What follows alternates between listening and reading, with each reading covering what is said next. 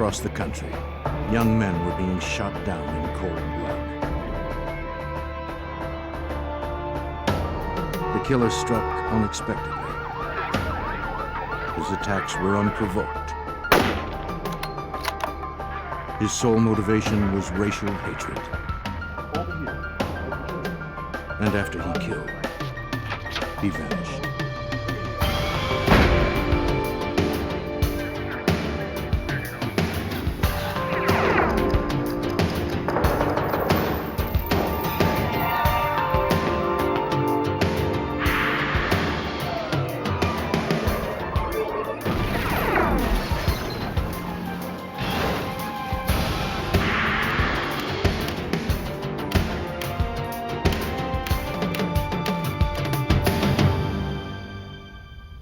When a sniper in Utah started targeting African-American men for death, authorities launched a massive investigation.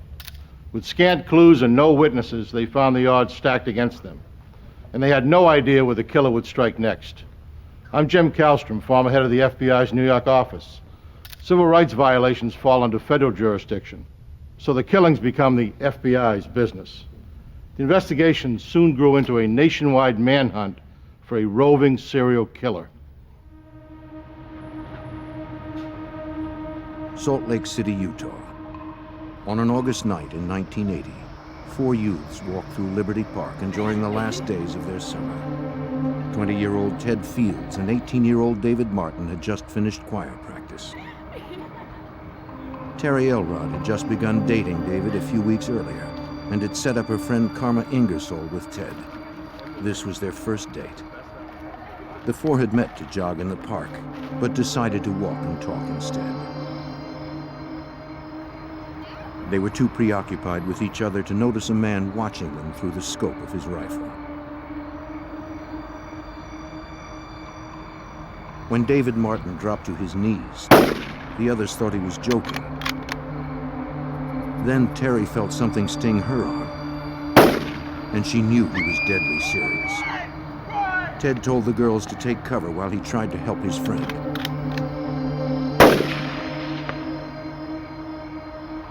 Then he too was shot down.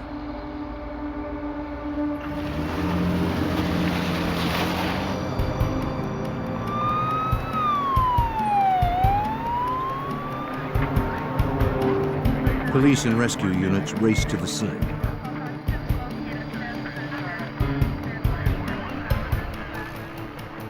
David Martin, barely alive, was rushed to the hospital, but died hours later of 3 gunshot wounds. Ted Fields, the son of a police chaplain, was dead.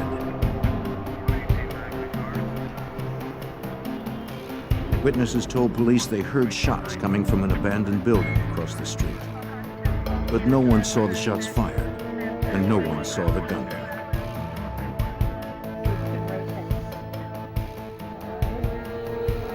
Detectives spoke with Terry Elrod at the nearby trauma center where she was being treated for her wound.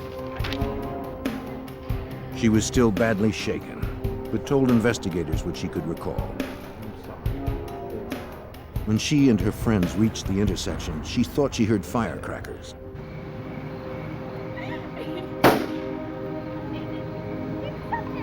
David crumpled, and she felt a sting on her arm. She saw blood, then realized that David was seriously wounded. As she told her story, she recalled something that had happened a few minutes before the shooting. The group was almost hit by a car traveling the wrong way down a one-way street. But she could not identify the make, model, or license plate, and she never saw the driver. Salt Lake City Detective Don Bell didn't know why the youths were targeted. These were young boys. They'd never been in trouble with the police. We didn't have an outstanding motive. We didn't know whether it was something related to the girls, whether something related to the boys, or just a case of mistaken identity. In the morning, police returned to the crime scene to conduct a more thorough search. In a field across from the park, police found tire tracks. Technicians photographed and measured them.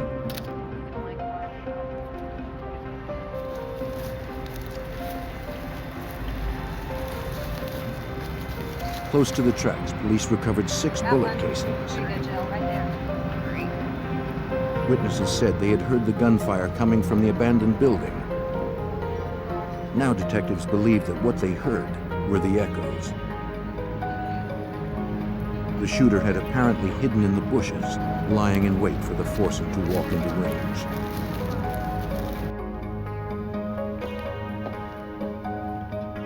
Police matched the casings to the bullets that killed the 2 young men.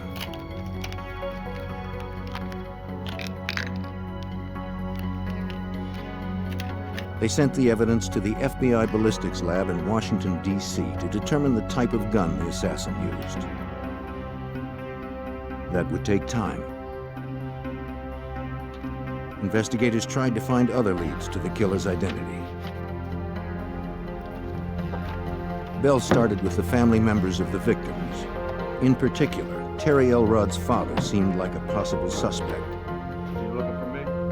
Teach Elrod led an outlaw biker gang and was upset that Terry was dating a black man. Detectives spent 3 days tracking him down. So where have you been? Hanging out. When they found him, he agreed to come in for questioning. Investigators were very thorough with him. He said he'd been on a whitewater rafting trip and that friends could back up his story. What? I did it? Just have I a did seat. it? Just have a What seat. am I, under arrest or something? Detectives weren't convinced.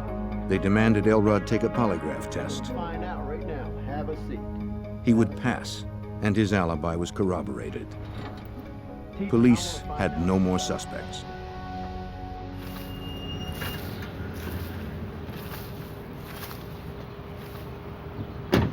They returned to the Liberty Park crime scene to canvass the neighborhood. One resident, Gary Spicer, told investigators he had seen something suspicious earlier that evening. A car had parked close to his home, and he went out to investigate. Hey, yo, buddy. He saw a man packing Yo, man, or where you going unpacking here? something in the trunk. What are you doing? What are you doing in my neighborhood? Spicer asked what he was doing, but the stranger simply shut the trunk and drove away. Spicer didn't see his face, but told investigators that he was a slender white man.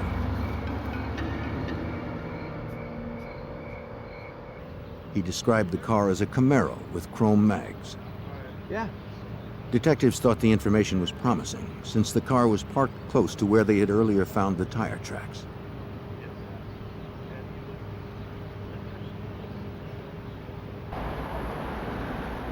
Two days after the murders, police seemed no closer to solving it. Press coverage intensified and community outrage escalated. We'd never had a homicide like this in Salt Lake City. We had never had people just gunned down, especially young people gunned down in the middle of an intersection. The general public wanted to know about the killings. They wanted to know if they were race-related. With the possibility of civil rights violations, concern grew in the Justice Department. Assistant U.S. Attorney Steve Snarr was brought in to monitor the case. Members of the black community were particularly concerned and were somewhat vocal about whether this was racially motivated, but at the time there were no clear answers. FBI Special Agent Curtis Jensen from the Salt Lake City office was assigned to assist local investigators. When I first heard about this case, I was incensed. It caused a great deal of concern among not just the black community, but all of the community in Salt Lake City. They felt that there was an assassin loose and it could happen again. As community pressure grew, test results from the FBI ballistics lab in Washington, D.C. offered investigators a fresh lead. Examiners determined that the weapon had been a 6-shot rifle, either a Marlin or Glenfield .30-30.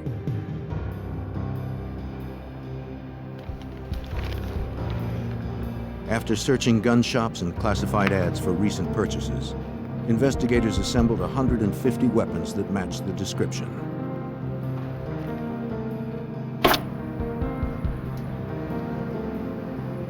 They tested each one. None had fired the bullets found at the scene. By now, it was likely that the assailant had fled the area and perhaps the state. So the FBI sent out nationwide teletypes to local and federal agencies describing details of the crime, including the weapon and shell casings. With still no suspects, a $50,000 reward was offered to promote the public's help. Calls flooded in. All were checked, none panned out. Most who came forward were after the money and had nothing solid to offer. But one showed a hint of promise. A young woman claimed she might have met the killer. She identified herself as Mickey, a part-time prostitute. She was reluctant to talk to police until Detective Bell assured her she wouldn't be charged if she came in for an interview. She was actually a struggling college student, and so she would go out 2 days a week and work on one of the streets that a lot of the prostitutes worked on. She told the detective about a man she had met sometime in August, close to the time of the killings. Mickey was walking down the street when a man in a Camaro pulled up and asked if she wanted to party. She hadn't planned on turning any tricks that day, so she said no. He said he'd make it worth her while. She relented since she needed the money and the man didn't seem threatening. He spoke with a southern accent and introduced himself as Bill Hagman. He drove her to the Regal Inn Motel. Just get ready to go. In the room, Mickey noticed that Hagman had weapons. She described 2 long guns that stood in the corner and 1 silver handgun.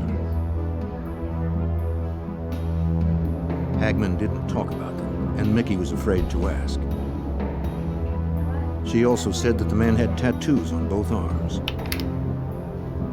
On his left forearm was an American eagle, on the right, the Grim Reaper.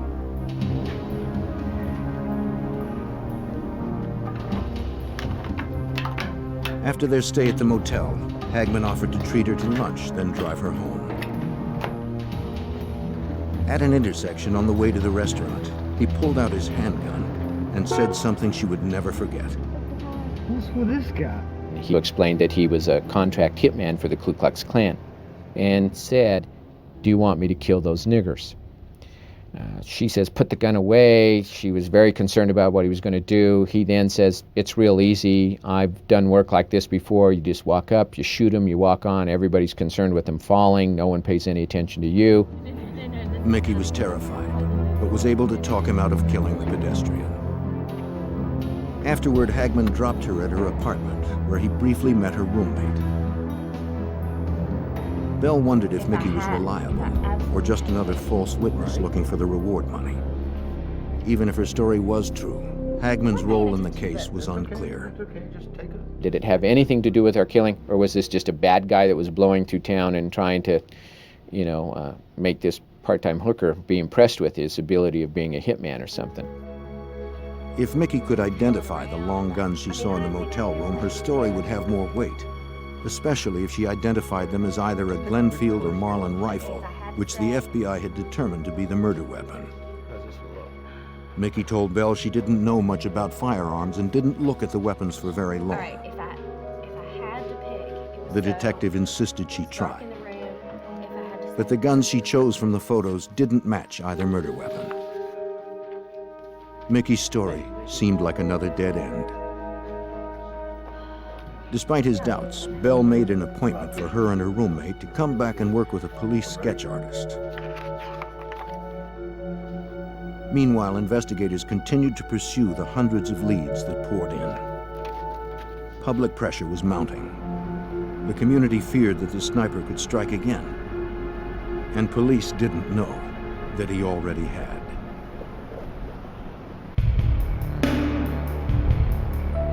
Three weeks after the double murder of 2 young black men in Salt Lake City, the killer's identity remained unknown.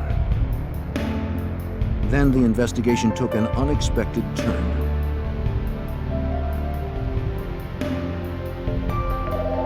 Local authorities received a response to the national telex sent by the FBI. Police in Cincinnati were investigating a similar unsolved double murder that happened 2 months earlier. On a late evening in June 1980, 13-year-old Dante Brown and 14-year-old Darrell Lane walked to the candy store close to their homes. They never saw the man watching them. Danger struck quickly. They didn't have a chance.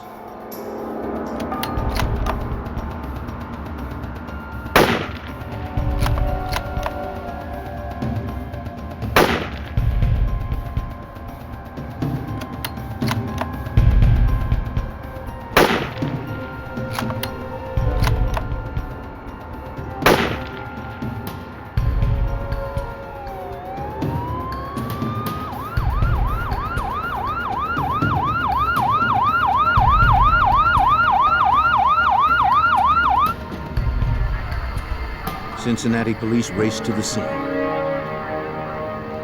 They found Darrell Lane dead. Dante was still alive, but in serious condition.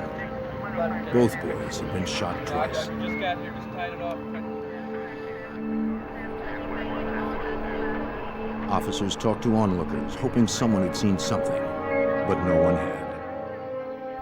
Detective Mike O'Brien of the Cincinnati Police recalls that the coroner provided investigators with their first clue. The coroner responded to the scene, and he had already performed a post-mortem examination on one of the young men and was able to tell the trajectory and the direction the shots were fired in.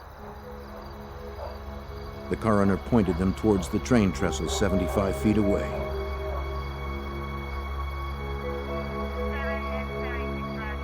Police combed the trestle. Among the overgrowth, they recovered 4 spent rifle casings.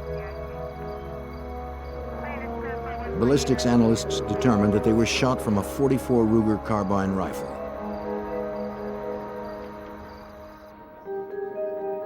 Months had passed since the double murder in Cincinnati, and detectives had no suspects. No one knew why someone would want to kill the teenagers. This wasn't the typical homicide. When you have 2 children, 13, 14-year-old children that are shot, sniper-style shooting with no clear motive, 2 children on their way to a candy store. It obviously had the city and the neighborhood in an uproar.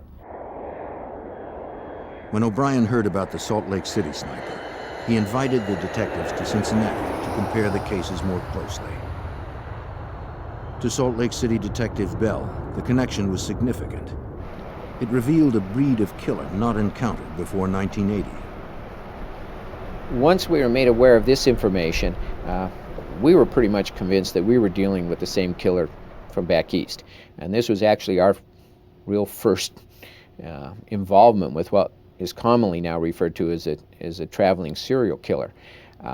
This was a new concept to everybody, not just out in Salt Lake. It was a new concept anywhere in the country that killers would just travel across the country.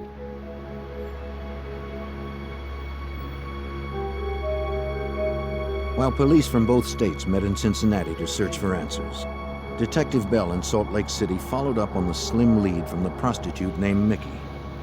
She told him that she'd spent time with a man named Bill Hagman at the Regal Inn Motel. He carried guns and drove a Camaro like one described by witnesses close to the crime scene. At the motel, Bell found a registration card signed by Hagman and dated August 16th, 4 days before the murders.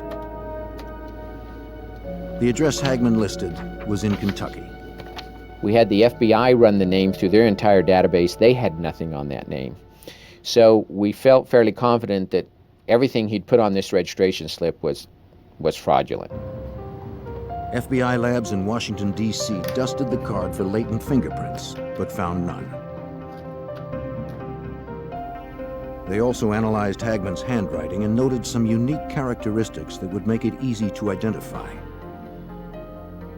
They had no proof he was the killer, but he was the only lead they had.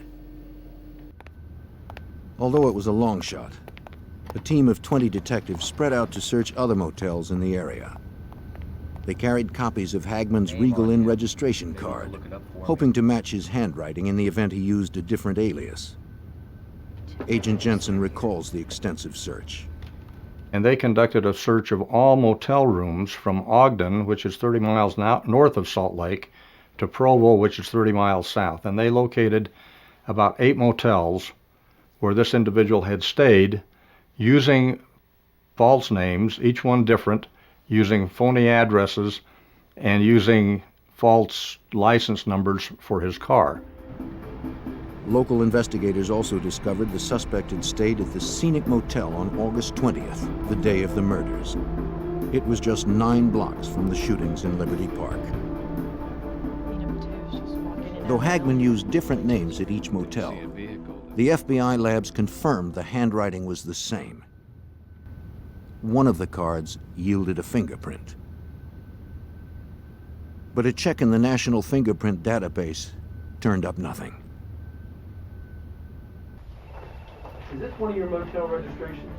At the Sandman Motel, they got another break. Help me out for a second. Detectives discovered that his registration card listed a Camaro with its license plate number. Okay, now, I see a license number. But a second license number was written in the margin by the motel's owner. Yes, I do. I wrote that number there. That's the correct number. He must have been in his late 70s, early 80s. He went out every night around 3 o'clock in the morning and would take all of his motel registration slips and walk by all the cars and check their license plate numbers against what were put on the cards, because he was so sure that his guests were going to steal a pillow or a pillowcase. When the owner checked the plates on Hagman's Camaro against his registration, the numbers didn't match.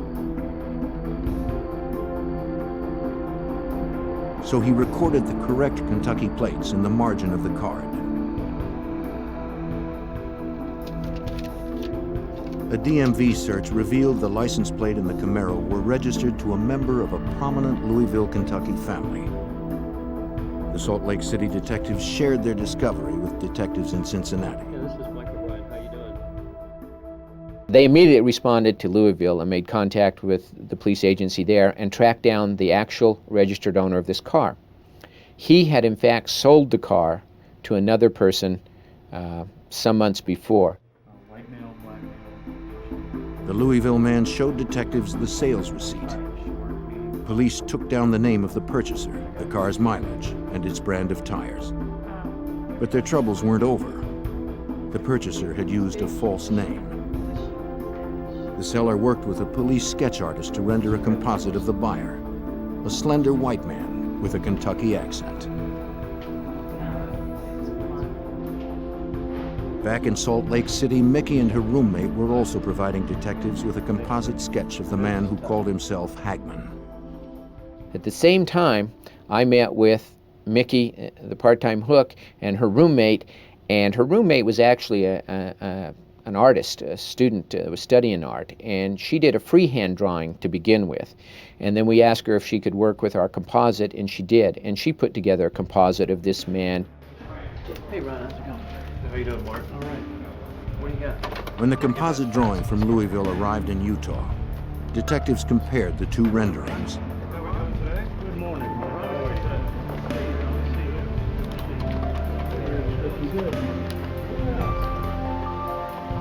They were remarkably similar.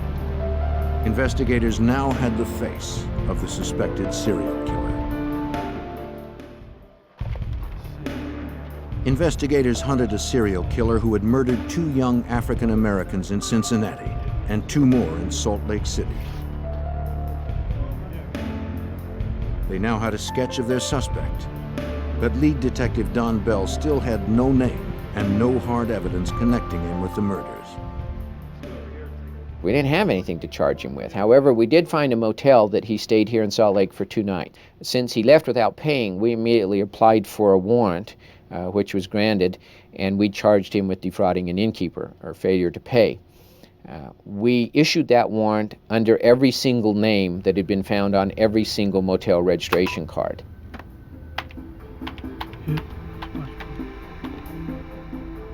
The FBI entered the warrant, the license plate, and all of his aliases into the NCIC, the National Crime Information Center, a computer database that links over 57,000 law agencies nationwide. On September 25, 1980, over a month after the Salt Lake City murders. The FBI database paid off. When officers in Boone County, Kentucky arrived at a local motel to arrest a pair of jewelry thieves, the manager told them that one of his patrons was complaining about the lights and noise from their vehicles. 7, 8 police cars in the parking lot with the red lights going and the radios blaring, and another person living in this motel took offense at being disturbed by all this noise and called the manager's office and said, "What are the cops doing there, and how come it's so noisy, and I'm going to leave if you don't quiet down." And so the manager went out and approached one of the Boone County officials and said, "My tenant is really upset that you're causing all this trouble." When the sergeant asked who was complaining, the night manager told them that the calls were coming from room 80. Perturbed, the sergeant ran the license plate of the Camaro registered for the man in that room. The computer check, tied into the FBI database, turned up the warrant from Utah. Boone County sheriffs went to room 80. A slender, white male with a southern accent answered the door. Inside, officers saw 2 shotguns on the bed. They cuffed him and brought him in for questioning. This time, the fugitive registered with his real name, Joseph Paul Franklin. They notified Salt Lake City investigators that they had their man. Detective Bell and his colleague were on the next plane to Kentucky. But when they arrived, Boone County sheriffs had alarming news. The fugitive had escaped from his low-security room. At some time during the interview, the detective briefly leaves the room to get something to drink for this subject and himself, and it's at that point that this individual makes his escape out the window and is gone. Investigators still held his Camaro, his weapons, and wallet containing his driver's license and photo. Salt Lake City Detective Bell recalled how closely the photo matched the 2 composites. Looking at that license, it was almost eerie. It almost looked like the composite that had been built in Kentucky and the composite that I built out here in Salt Lake, that we had done it using Joseph Paul Franklin's driver's license. The suspected serial killer was still 1 step ahead. The FBI issued a federal warrant for unlawful flight to avoid prosecution. One was killed right at the scene. Investigators hoped the resources of the FBI could stop the killer before he struck again. The fugitive's face and description flooded the media nationwide. Agent Jensen spearheaded the manhunt for the FBI. He was almost immediately put on the 10 most wanted list because of the notoriety and because of the seriousness of the crime, the fact that he was a suspect not only in this crime, but in the assassination of a number of black people all across the United States. These were cases that hadn't been solved. To make the most wanted fugitives list, Franklin's file was reviewed among hundreds of others. Special agents at FBI headquarters decide the 10 most wanted based on a suspect's immediate danger to society, that the suspect won't stop killing until he's caught. News of the killer's escape brought a flurry of sightings, including one from a Kentucky teenager. He said a man had offered him $100 to take him across the river to a shopping mall in Cincinnati. Investigators swarmed the mall to interview anyone who thought they'd seen him. They discovered the suspected serial killer had purchased new clothes and had his hair cut and dyed. Franklin had changed his appearance and still had a source of cash. Back in Kentucky, evidence technicians scoured the Camaro for clues. They took photos of its tires, hoping to match them with tread marks found near the crime scene in Salt Lake City. They matched. For Detective Bell, it was a major breakthrough. The tires were sort of a new prototype that were only being released east of the Mississippi. So for tires to show in a dirt field in Salt Lake City, they would have had to have been purchased at that time east of the Mississippi, that placed that car with that man in our city. At the FBI ballistics lab in Washington, D.C., examiners analyzed the weapons Franklin had left behind.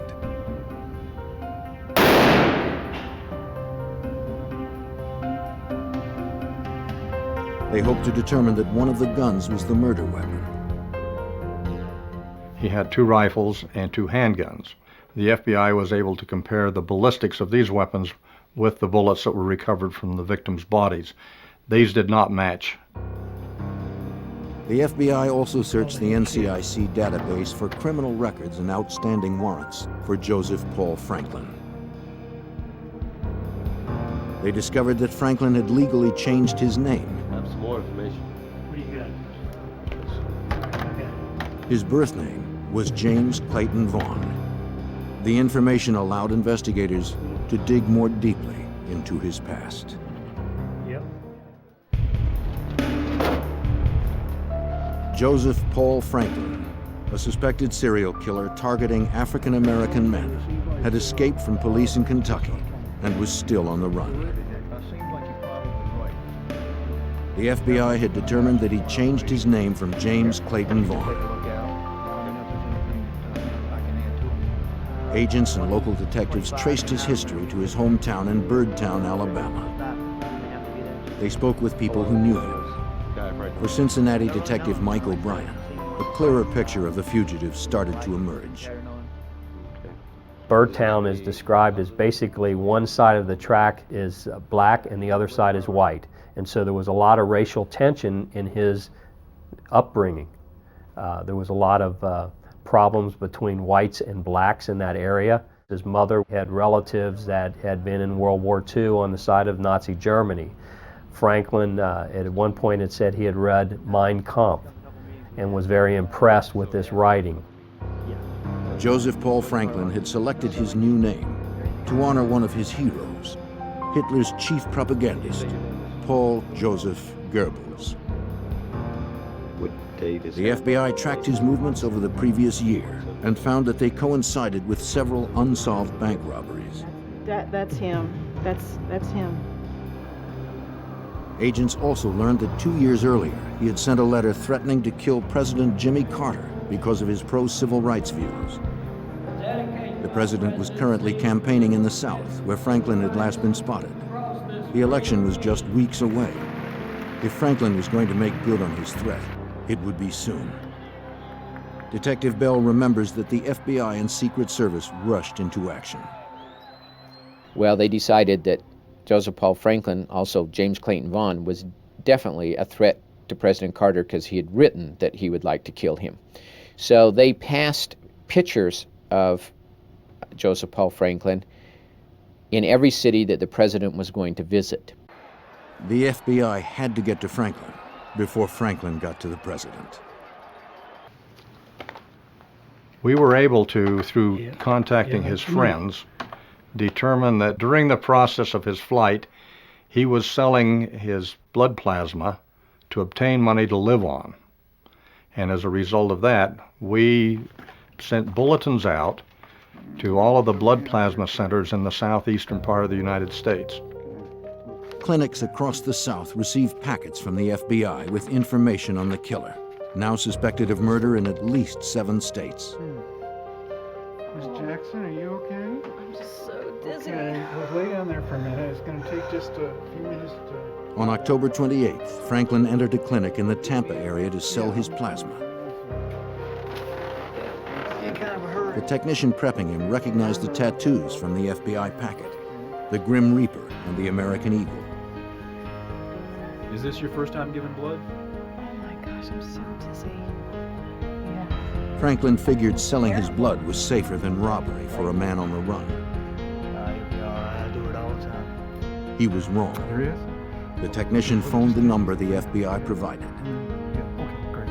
I'll keep him busy. Federal agents surrounded the clinic and moved in to arrest Franklin.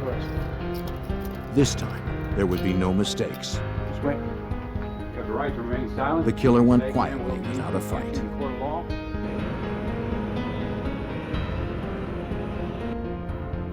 Franklin was taken to Salt Lake City to stand trial for the murders of Ted Fields and David Martin. But Detective Bell suddenly found the entire homicide case in jeopardy. The county attorney didn't feel that we had a strong enough case. It was purely circumstantial as far as he was concerned, and he wasn't willing to go to court on just a purely circumstantial case. But the federal government, through the FBI, decided to step in at that time, and they felt that they had a very good, strong case to bring civil rights violations against him. The civil rights conviction would present obstacles of its own. Prosecutors would have to prove not only that he had committed the homicides in Utah, but that he was motivated out of racial hatred. The FBI held suspected serial killer Joseph Paul Franklin in Salt Lake City, while federal prosecutors built a case to prove his murders were racially motivated. Agents re-interviewed his associates, family, and 2 ex-wives in order to get a clearer picture of Franklin's racial beliefs. Agent Jensen sent his team to Franklin's hometown of Birdtown, Alabama. We were able to go back and meet with people that knew him, and we were able to develop a history of him, if you will, as to what he was like, the fact that he had been associated with the Ku Klux Klan. He'd been associated with the American Nazi Party. The fact that he'd been arrested a number of times for disorderly conduct, and in some instances because he possessed a weapon.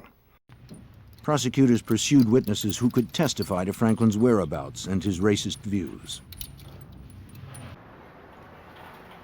At one motel, a manager agreed to speak at trial about his encounter with Franklin.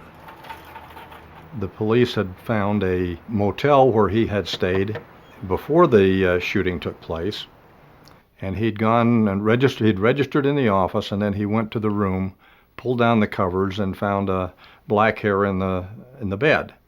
This upset him greatly, and so he became irate, went back to the office and yelled and screamed and made a number of racial statements against black people.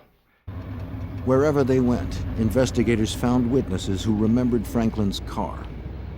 Assistant U.S. Attorney Steve Snar recalls that Franklin's Camaro proved crucial to his case. The car that Mr. Franklin was driving was unique. It had a unique color. It had red pinstriping that was a custom kind of striping. It also had unique interior features and non-standard tires and other features that were noticeable to various witnesses who had observed the car in the Salt Lake area. And he pulled up and asked the investigative team also interviewed 2 young women who had ridden in Franklin's Camaro. We came up with 2 girls, a lady by the name of Sandra and another one by the name of Rhonda, who actually at 4 o'clock, 4:30, 4:45 on the day of the killing, were hitchhiking a couple of blocks away from the park. This man in the Camaro picked them up, and they needed to get to the downtown bank to deposit their paycheck before it closed at 5. As they got in the car, Franklin asked them if black people hung out in the park. One of the girls, who was dating a black man, said yes. Before he dropped them off, he handed them printed cards that said, "Take off your clothes." Bell sent the cards to the FBI lab, and examiners were able to conclusively match them to similar cards found in the glove compartment of Franklin's Camaro. The timing of the women's story was also compelling. They actually saw him again that night, a block and a half away from the park at 8:30. So little by little, we're putting him almost in the park at the same time the victims were.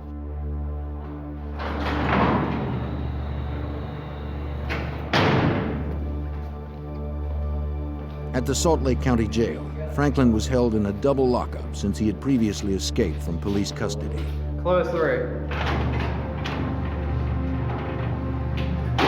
While there, he became friendly with Robert Herrera, an inmate serving time for burglary. Herrera had more recently been disciplined for brawling with a black inmate.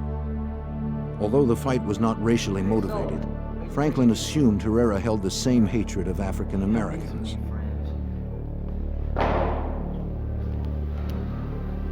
He looked to Herrera as a confidant. Agent Jensen recalls the importance of this relationship. He told Herrera, he confessed to Herrera that he had shot the two joggers in Salt Lake City, and also confessed to a homicide in Oklahoma City. Herrera arranged a meeting with the FBI and local investigators. He had a proposition for them. How's it going? Herrera would become a federal witness against Franklin if the state would guarantee his early release. Franklin told Herrera why he shot the couples in Liberty Park. He said he believed people of different races should never mix. When Franklin saw the black men walking with white girls in the park, he felt they should die. Investigators were not convinced they could trust Herrera. A confession to a convict would not ensure a successful prosecution. You know, we've got one phone for 2 people. We have to coordinate out here too. When investigators requested more information, Herrera told them about Franklin's whereabouts following the Salt Lake City murders. Well, I can tell you what he did after the shootings. He did the shootings, he left here, he went north to a town north of Salt Lake, Ogden. He took the freeway across Nevada through Winnemucca, Battle Mountain, Reno, and into San Francisco, and he sold the rifle that he killed the kids at a flea market outside of the Bay Area. Agents and local investigators needed to confirm Herrera's story. If they could find the rifle Franklin had used in Liberty Park, investigators would have the piece they were missing. Detective Bell sent his team to the flea market outside San Francisco. They interviewed gun dealers and other witnesses. So they saturated the flea market, and they did come up with witnesses who remembered Joseph Paul Franklin and remembered that he was selling guns. But we could never find the gun. Even without the weapon, Herrera's story was confirmed. Franklin's movements following the murders would be critical for the prosecution. Well, this was pretty good information because we'd never been able, the FBI, ourselves, no one had ever been able to find out where Mr. Franklin had gone after doing the killing. After agents corroborated his story, they met with Herrera again. He told investigators about other crimes Franklin confessed to. Franklin admitted shooting hustler publisher Larry Flint, crippling him in 1977 for portraying black men with white women in his magazine. Franklin also said he shot Vernon Jordan, the president of the National Urban League, in May of 1980. Federal prosecutors felt they had enough to bring the civil rights case to trial. Well, the prosecution was an involved prosecution involving 65 witnesses and approximately 100 different exhibits. However, we managed to expedite the case and move things along in telling our story and recreating the actions and things that took place. The trial lasted 5.5 days, and we were done. The jury deliberated just 5 hours, finding Joseph Paul Franklin guilty of the federal civil rights violations. The judge sentenced him to 2 life terms. Franklin was furious that he was going to prison for the rest of his life, but more so because an African-American prosecutor helped put him there.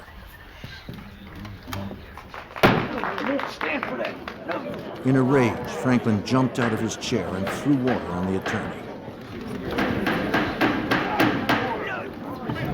He was quickly subdued by the marshals and carted away. In an interview following his sentencing, Franklin finally admitted to investigators what motivated the killings in Utah and across the country. He said himself that he is a racist, that he had a plan to assassinate as many blacks as he could. This was his whole purpose. After the successful federal trial, the Salt Lake County prosecutor felt he could win a state homicide case against Franklin. Franklin was escorted to the courthouse where he had spent the last 2 months during the federal trial. During a recess, he was left unattended in a holding room.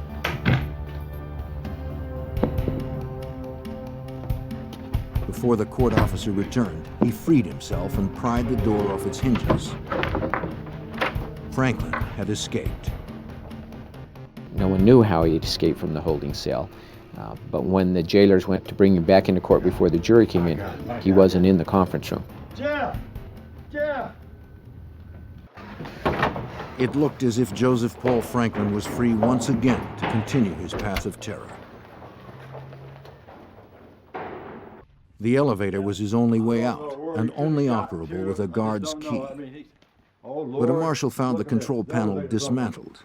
Franklin had hot-wired it using only a dime and a paper clip. He was able to take the plate off the elevator, the prisoner elevator, and strip the wires and call the elevator to that floor. And then he disappeared. Police closed off the streets as jailers searched the courthouse for the fugitive. The rest of us, we immediately put out an area-wide alert that this man had escaped, and we brought every available officer there was scouring the downtown area. At the same time, the jailer decided that maybe he noticed that the top panel on the elevator had been loosened. So he climbed up on top of the elevator and noticed some movement in the dust and thought, well, somehow he's in this building. So that particular jailer started crawling every single air duct in the courthouse. He found him. Franklin scurried like a rat in the ductwork, always remaining out of his reach. But when Franklin came to the end of the duct, a second guard was waiting. Got your bracelets right here. Well. He was back in custody within an hour. That's it. Get him out of here. We cleaned him off and combed his hair and brought him back in. And the jury was none the wiser. They just got an extra hour for lunch. Over his next 17 years in prison, Franklin confessed to 16 murders in 8 states. In all that time, he never admitted to the double homicide in Cincinnati. Detective Mike O'Brien never gave up. He continued to build his case, hoping to convict Franklin of the Cincinnati murders. O'Brien's break came when he was able to convince Franklin to interview with Melissa Powers, an assistant district attorney from Cincinnati. The minute that Mr. Franklin walked in the room and sat down, and Miss Powers introduced herself, told him who she was, why she was there, he said, "You know I did it. I killed those 2 kids in Cincinnati." Immediately, as he sat down, which was what I've been trying to get him to do for some 17 years, he did in a matter of about 30 seconds. In 1998, Franklin received 2 more life sentences for the Cincinnati murders. In Missouri, he was sentenced to death for 2 others. Franklin would never have another opportunity to escape. Detective Don Bell remained haunted by Franklin's rampage of violence. I don't understand this type of killer, that he would actually just take a complete stranger, and because of their race and who they were standing by or talking to, he would feel it necessary to kill him. He's one of those few people that I just have absolutely no explanation for, and it's still hard for me to understand. For the families of Franklin's victims, peace had finally come. Franklin would never be free to kill again.